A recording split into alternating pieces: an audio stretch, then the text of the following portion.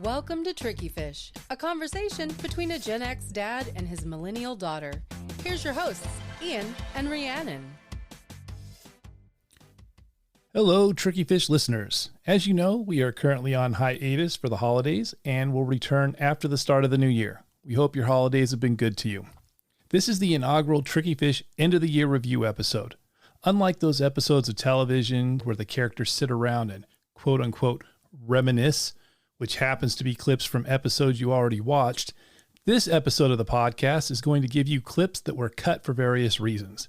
Some were cut because they completely derailed the episode, some because it caused the episode to drag. These are presented in no particular order. In any case, these have never been heard until now. So, sit back with your favorite beverage and enjoy the goodness. Whereas if you go into like you can't, I don't think you can go into Taco Bell and get a Mexican pizza anymore. Like they discontinued that. And it's like gone forever? That's my understanding. I don't really eat at Taco Bell because it gives me a run for the border. But I don't mean to like show my ADD here, but how did we get to Starbucks from Love Languages? That's a good question. How did we get here? Cue that one song. Let the days go by. No. Well, the rolling thunder. That's the song of the week. That one. I don't remember how we got to Starbucks, but I guess this is a great place to kind of wrap it up. Well, no, you were talking about words of affirmation for your fellow employees. Oh, yeah. So, and I mean, to be fair, so while I don't know much about aliens or UFOs or things like that, I would think if anybody was an alien, it would be Bowie. I am fairly certain And Bowie Prince. and Prince both are aliens. Yeah. Right now, I'm going to tell you, because I love them both. Maybe even Michael Jackson. Like, I don't think he's the same caliber of a musician personally. I just don't like him. But I recognize that he still did have an incredible influence on everything he touched. And he was fucking crazy. So, I mean... I would put Michael Jackson up there just because, like, even though he had a lot of people that were helping him out musically, he knew enough about music. I don't know how many instruments he knew how to play, if he knew how to play any. But I feel like a lot. I'm going to look it up. Yeah, go ahead and look that up. But I feel like, but he always had his hand in what he was doing. He didn't it wasn't hands off like a lot of artists do today, where they just go in and they sing and then it's a bunch of other people that are like, no, you got to do it this way. All right, like we're going to do the beats this way. And they're like, okay, whatever, I'm just going to sing. But I wouldn't have a problem putting Michael Jackson up there with Prince. I changed my mind because the first thing that came up, I should save this so I can source this. So it says Jackson couldn't read or write music at all. Contrary to received wisdom, he could play instruments a bit. He's credited as playing keyboard, synthesizer, guitar, drums, and percussion, but none proficiently. So, like, he wasn't even necessarily really that good of a musician. He was just a singer and a dancer. Which is not undermining that, just saying I had given him more credit than I should have. Right. And I see where you're coming from with that. Here's why I will still put him up there. Even though he wasn't prolific in the way that, say, Prince was. Because Prince played almost all the instruments on a lot of his albums. And so did Bowie, didn't he? I don't know about that. I'm gonna go. I'm pretty sure Bowie was probably pretty talented in that. I just like Bowie in general, a lot of his music. That was one of Gus's favorite creators too. I mean, if I were to rank them, from who I think best to worst, I would definitely rank it as Prince, Bowie, Michael Jackson. So, hold on, I'm trying to pull up Wikipedia. So sorry, Internet. This is going to get edited out anyway. Please hold. Let's see. Are you looking to see if Bowie played instruments? Yes. So for instruments, he did vocals, guitar, keyboard, saxophone, and harmonica. Yeah, that sounds about right. Yeah. But he was also a singer, songwriter, and an actor. So he was doing all sorts of projects. Yes. But he was really prolific, too. That's the other thing, too, is Prince, Michael Jackson, and Bowie, they all have really prolific careers that were very chaotic, revolutionized the music industry in their own perspectives. Right. You know, so if anyone could have been an alien that came and just integrated into society. I think it could be them. Yeah, I'd agree with that. What if that's why Bowie and Prince and Michael Jackson and other people, insert here, all died so young? Is because they made too much noise. Well, they drew too much attention to how much of an alien they are. They weren't that young. Prince is in his 50s. I think he was like 56. Comparative to human life, that's young. Okay, sure. But I'm just saying, like, Jimi Hendrix died young. Yes, Kurt Cobain he died would young. be one too. Cobain would be one too. So, well, no, because, yeah, I don't know. I am not saying that because we're getting paid to plug Disney Plus. I'm saying that because Disney Plus, they just put out Hawkeye, Shang-Chi is now available to watch, Jungle Cruise is now available to watch. I actually just watched through, they organized the Marvel movies in timeline order, and I just finished rewatching through them in that way. I saw that. I was like super amazed they took that time to do, rather than just, if you want to watch these in chronological order, just go Google it. Well, that's what we did so far. Like, somebody actually did sit down and figure them out before a couple of the latest movies were released. And so last year, Gus and I had a Marvel movie marathon where every time I saw him, we would watch like one or two of the next movies, and we had to Google it every time. Right. So this made my life so much easier. I will say that I have been just so incredibly busy between the podcast work and my own writing stuff. I just have not had time to go back. And every time I think about going and watching those in their timeline order, I just fold. I'm like, I give up. That's like way too much time that I'm spending on not my own stuff. But the other thing too is, like, there is a thing that they have out called the Razor something. It's like a Razor order or something for Star Wars. It came out before the sequel trilogy. So basically what it is, you can Google it to get the exacts, but basically what you would do to make the sequels quote unquote better is you would watch Star Wars A New Hope. I have heard of like a crazy order for Star Wars movies, but you're the most fanatic Star Wars fan I have in my life. So nobody else has been like, let's sit down and do it. But I would if somebody did. Right. So what you would do is you would watch A New Hope. You'd watch Empire Strikes Back. So spoilers, but these movies are so old at this point. If you haven't seen them, I'm sorry, this spoils you. Yeah, it's by choice. But you would watch A New Hope, then Empire Strikes Back. With Empire Strikes Back, it ends with the reveal that Darth Vader is Luke's father. And then instead of going to Return of the Jedi, as it was originally released, you would then switch over to the prequels. And you can watch The Phantom Menace, but it adds absolutely nothing to this whole thing. And except Jar Jar Binks being the ultimate Sith Lord. If that's true and they gave that up, that would have been a much more interesting way to go with it. Okay, but hold on. So here's the logic. I understand people are like, he's just so stupid, but okay, everything he does is so fantastically stupid that he's just messing things up and left and right. Yet he somehow still gets a seat in the Senate later. If he's so stupid and just fucks everything up, how does he end up in a position of power? Okay, so this is where you called me a fanatic. This is where I actually show I'm not a fanatic in that sense. In terms of the sense that you're talking about, yes, out of all the people you know in your life, I am the one who knows the most about Star Wars, the one that's most into it. But I'm not super, like, it's not a religion. It's not my identity kind of a thing. So I don't know if they ever explained it. I obviously have not read every single Star Wars novel or comic book or whatever. And if there's any of you out there, they're like, well, you're not a Star Wars fan if you haven't consumed all of it, kindly F off, because you can be a fan, just watch the movies. You don't have to watch all the other stuff. But anyway, off my soapbox there. So I don't know if there was any other outside source material that explained it. In my headcanon, my thing is that, because if you remember in The Phantom Menace, the Nabooians, right? The Nabonista, whatever you would call them, the humans, they were not getting along with the Gungans, the race that Jar Jar's from. Okay. Then they get invaded by the Trade Federation. They come together, and now they're like, all right, we're going to be pals. And then there's representation in the Galactic Senate. And I would think that the Gungans are like, we also want to be part of this. And maybe, and you figure if it's Queen Amidala, she's probably going, yes, we should include them in these things. So when it comes time, the Gungans are like, we need to pick a representative. And why would they choose someone who's consistently a jackass? Okay, listen. If it wasn't intentional.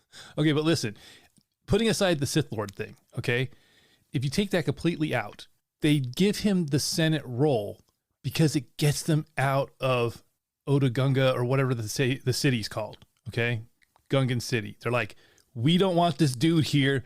Get him the heck out. And so sending him to the Senate, he's on Coruscant. Now, my understanding of how the planets are laid out is that Naboo is an outer rim planet, and so it's really super far away from Coruscant, right? That city planet that you see. So imagine you had somebody that you hated, that you couldn't stand, even if it's not hate, maybe you just like, this person's annoying. And you had the chance. Lots of people I feel that way about. Sure. So imagine that instead of like choosing a more extreme option, like killing them, or like imprisoning them in a deep underground bunker and throwing away the key. Imagine that you can send those people away from you like 1 billion light years away. So they're still alive, but they're out of your hair. So the logic here is that they hate Jar Jar Binks more than they want to establish a good political standing with the rest of the universe. I didn't get that they hated Jar Jar Binks. I just think they got that they were annoyed by him. I mean, maybe it's just bad timing with our political environment right now, but I just feel like if I was in charge of an entire planet or an entire like race of people, I wouldn't make the decision to send the person I dislike the most to be in charge of our representation in political affairs, but that's literally what happened in America. So what if Donald Trump is a Sith Lord? He's too dumb to be a Sith Lord. But somebody else could be pulling those strings.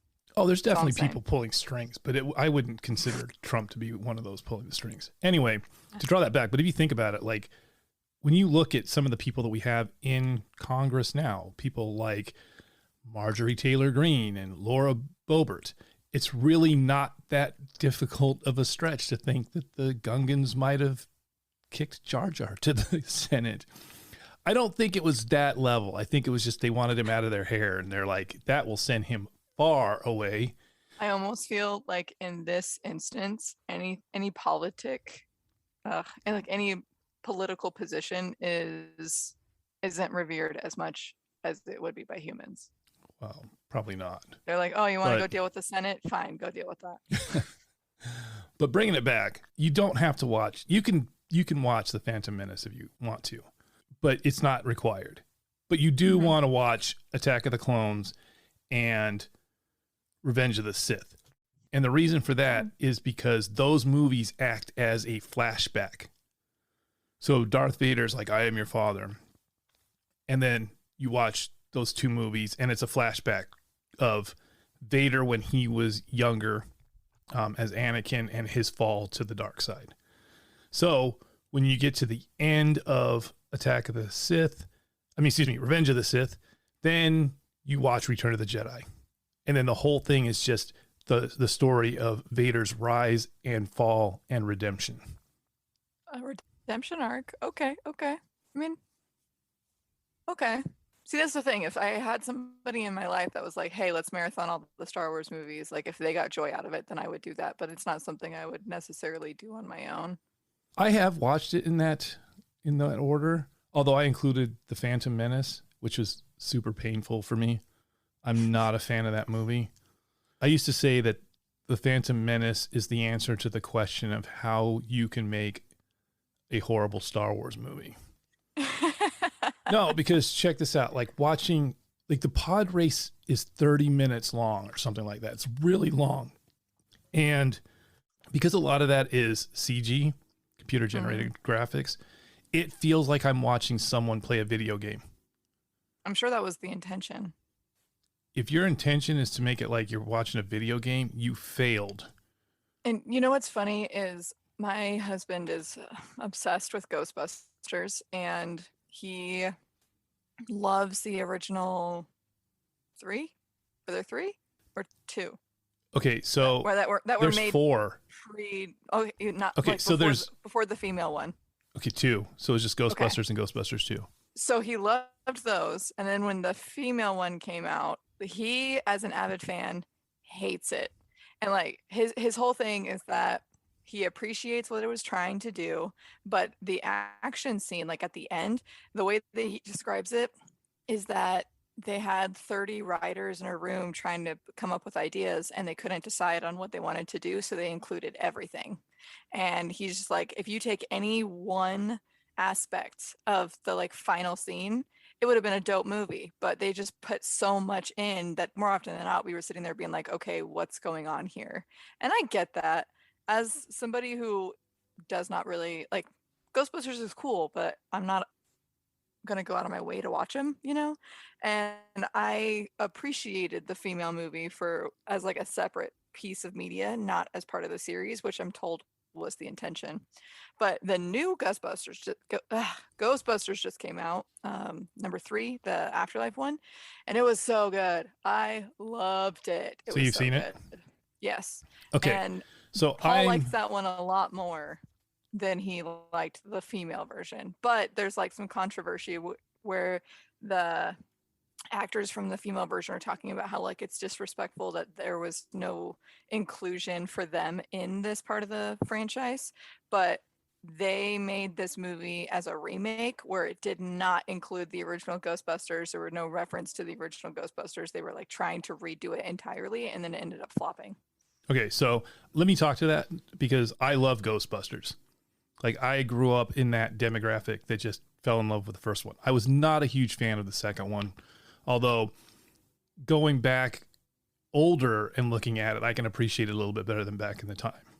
The thing with the Ghostbusters 2016, which is what they're calling it to differentiate it from the other ones, is I didn't think that movie was as bad as most people were making it out to be. But that being said, it was certainly not a good movie. And Paul is absolutely right about that ending. It felt like they were just throwing everything in the kitchen sink. Honestly, that movie... Okay, so the original Ghostbusters was a horror movie with comedic elements. It was not a comedy with horror elements. Yeah. Whereas Ghostbusters 2016 completely missed that mark, and they made it a comedy with horror elements. And not only that, but the main female character, I forget her name, but she just was negative and harpy the whole time. Like, there was no comic relief. It was just like Debbie Downer the whole time. Are you talking about the Kristen Wiig character? Yes. Okay. Not the Holtzman character, but the other one. Okay, so let me speak to that, because one of the hugely disappointing things about that movie for me, so you announced that here's a Ghostbuster movie, it's going to have an all-female cast. Okay? I certainly see where people would be a little upset. They want to see the original Ghostbusters. You know, I would have loved to have seen, you know, Bill Murray, Dan Aykroyd, the rest of them come back. But for reasons unrelated to this movie, it just wasn't happening. Yeah.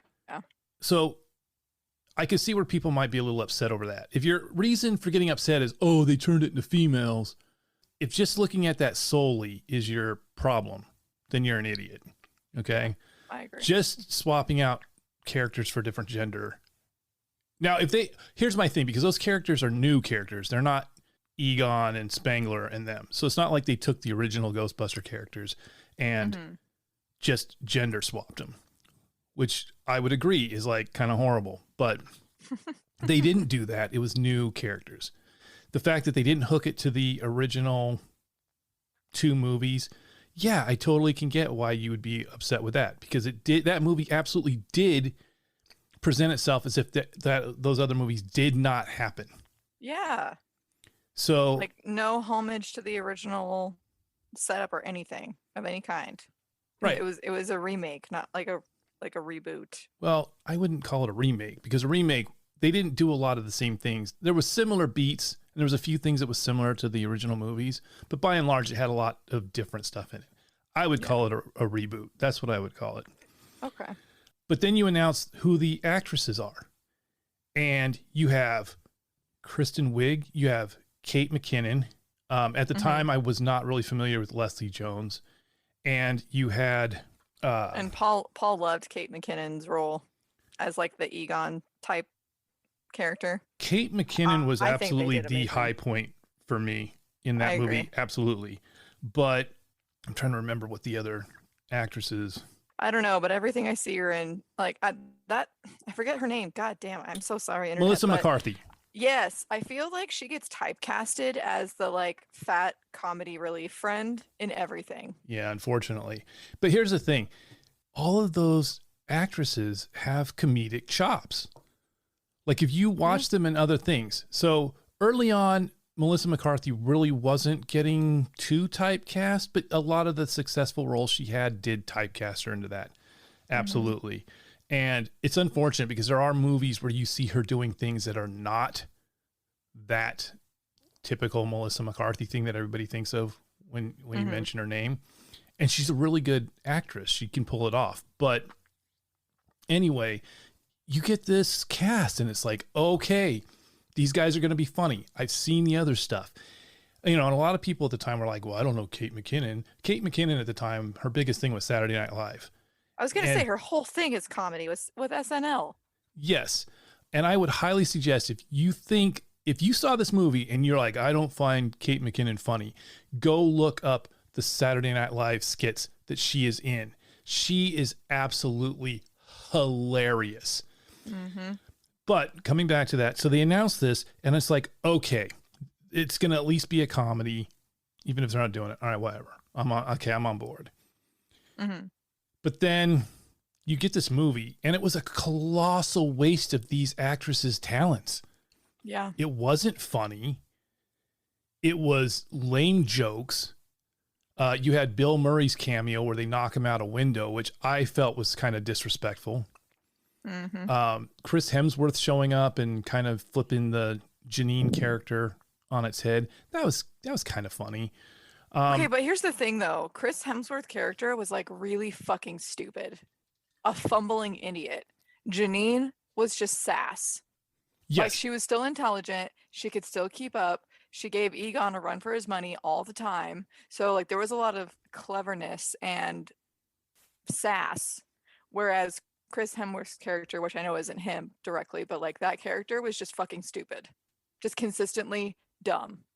Yes. And I think that was not a stereotype, but I think it was a commentary on how most female roles in that situation are like set up to be stupid. And so I understand it was like most of the time it's females that are dumb secretaries, and now it's Chris Hemsworth who's super hot and now he's a stupid secretary. But like, why take that stance with the Ghostbusters? Okay, exactly. You could take that concept and totally make it work with the right material. It did not work in Ghostbusters 2016. And this shows a larger problem with movies. A lot of people want to say, oh, well, the reason why, people don't like the female Ghostbusters movie is because misogyny. That is not it at all. Step back. That script is horrible. It did nothing for those actresses. Those actresses you look at any of their other movies, they're very clearly talented. This movie wasted that. You had this over-reliance on, well, we're going to make women look big and badass at the expense of men. And that's just dumb. Okay. And it's misandrous. I'm going to call it.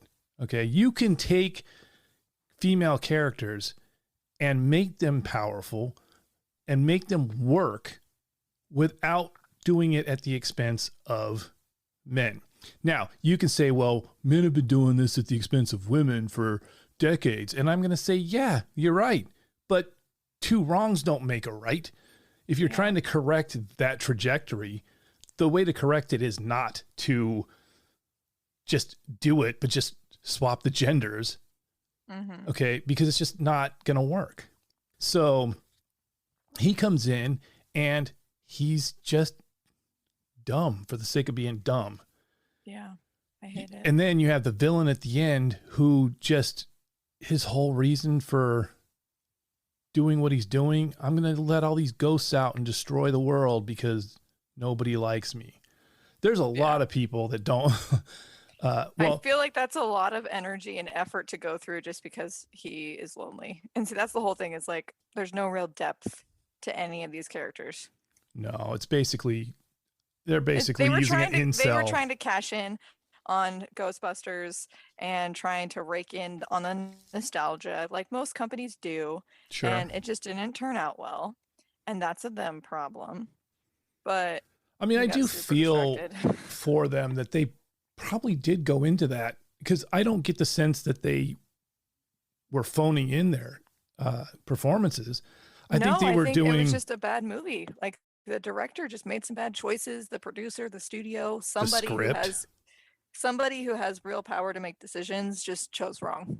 Is basically what I was trying to say. Well, yeah, and I would agree with you on that. And I'm sorry that the women feel left out and are not acknowledged, but that's what happens when you set your thing outside of the Ghostbusters universe. When you make your movie to be its own insular thing and act like this other Ghostbusters stuff never happened, how do you get included into a universe that acknowledges that those Ghostbusters existed, that Stay Puft Marshmallow Man event happened? Exactly. Okay, like, I'm sorry. How would you be included when you didn't even leave that open? Well, obviously they didn't, but like they didn't make it open because from what I'm told, the whole plan was to like do the female movie as if it was Ghostbusters 1 and then remake the whole series, do a whole new platform and like kind of start it all over again. And that's one of those examples of capitalism where like they're like, you know what, nostalgia will make people spend money, they'll all come to this, that'll be enough, we'll just start selling mass amounts of junk. And it didn't work out because, like, sure, you got the name and some of the science and things, but like it still wasn't Ghostbusters at heart. And then with Ghostbusters Afterlife, did you know that the no spoilers because I haven't seen it. No, I'm not going to, but the director who directed Afterlife is the son of who directed Ghostbusters 1 and 2. Oh, yeah. So And Ivan Reitman directed the shows. first two Ghostbusters. Jason Reitman did this one. Jason was actually on the set of He was in the movie. Ghostbusters. Yeah, he was in the movie as well. And like 1 and 2. So like, you know that birthday party where they are asking for like He-Man or something, and this kid comes up and he's like, my dad says you're full of shit. And he's like, well, you know, people can be wrong. He's like, no, my dad says you're just full of shit. That's him. Yeah.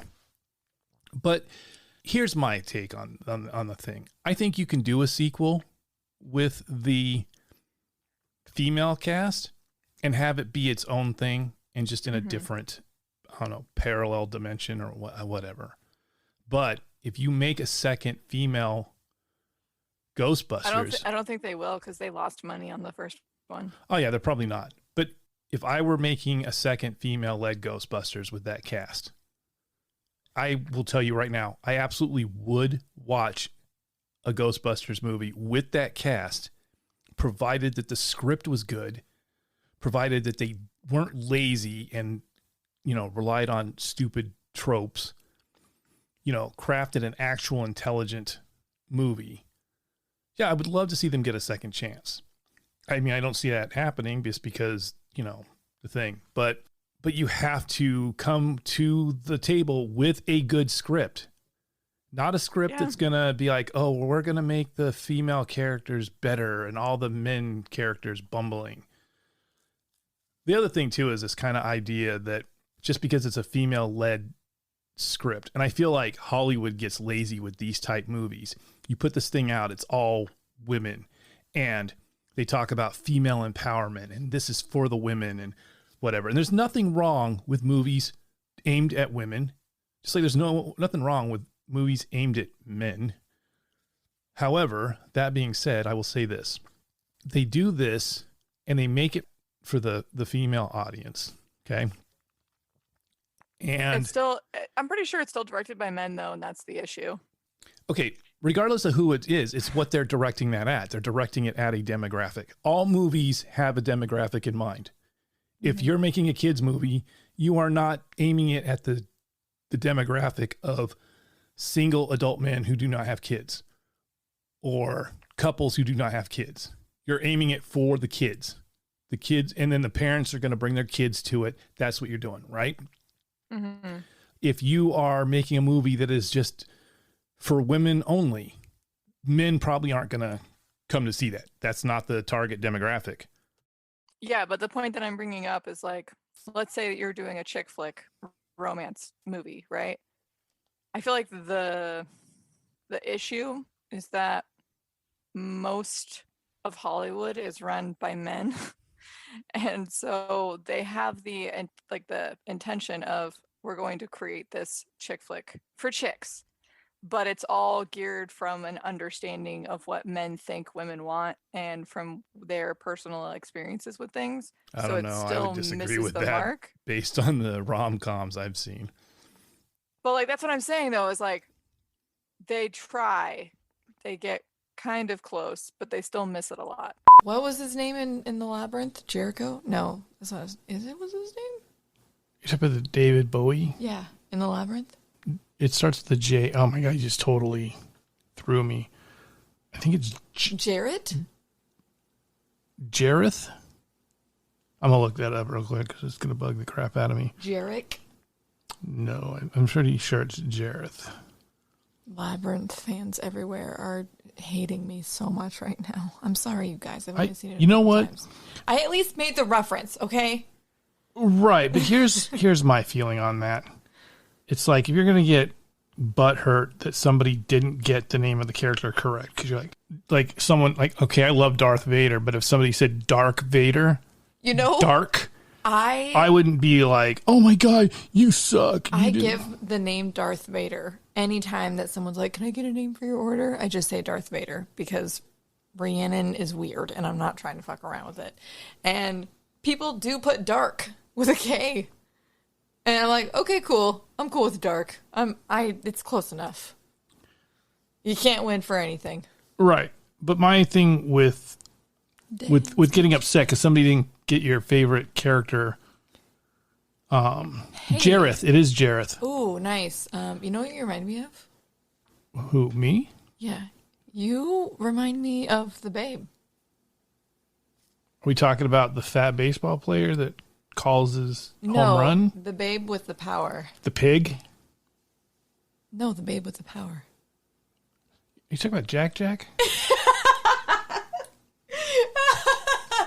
I was trying to quote the fucking Labyrinth to you. Like, you remind me of the Babe. What Babe? The Babe with the power. What power? The power of who? You do. Do what? Remind me of the Babe.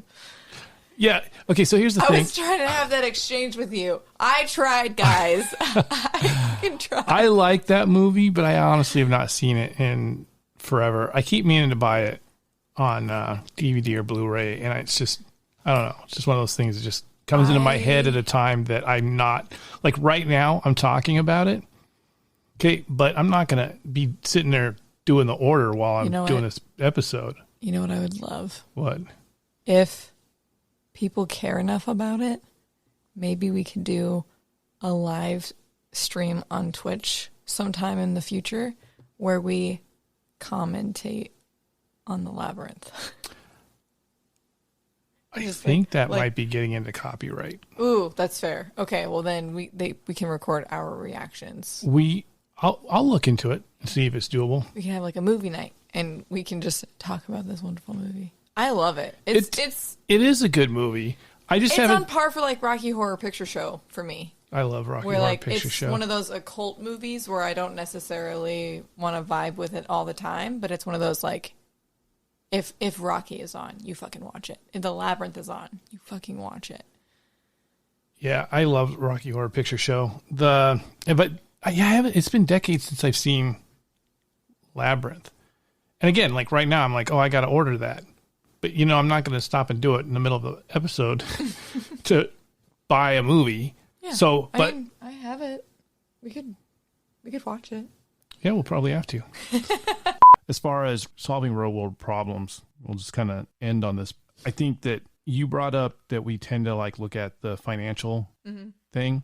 Where we're at today, it seems like our political leaders, they certainly can find, and by political leaders, I mean Republicans, although there are corporate Democrats that fall into this as well, but they certainly can find the money for the tax cuts for the already wealthy corporations. But the moment you start talking about doing things for the average American, things like healthcare, which is a human right, I believe.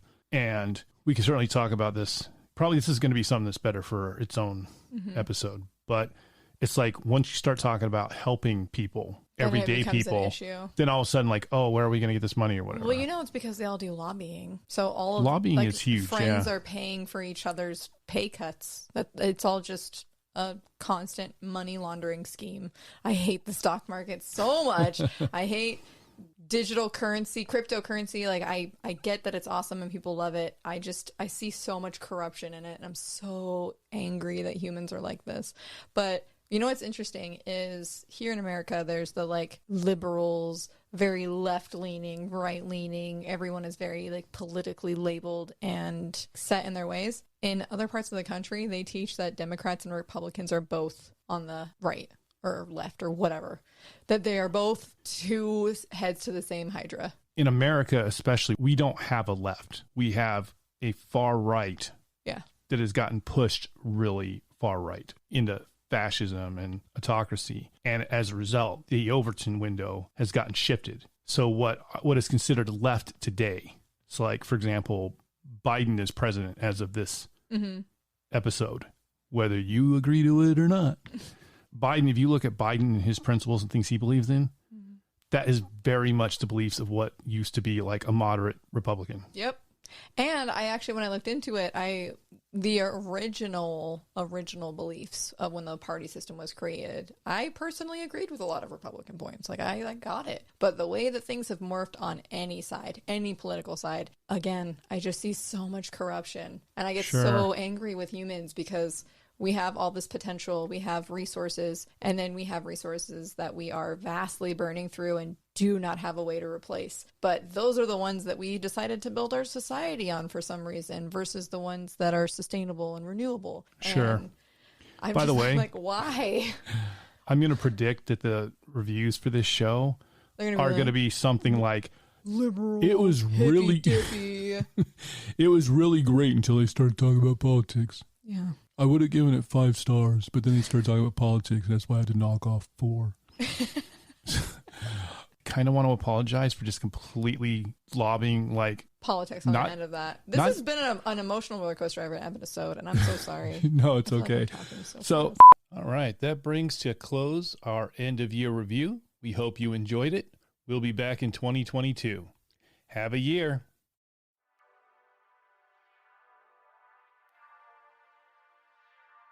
And this has been another episode of Tricky Fish. If you liked what you heard and want more of us, you can find us on Apple Podcasts, Spotify, Stitcher, or wherever else you find your podcasts.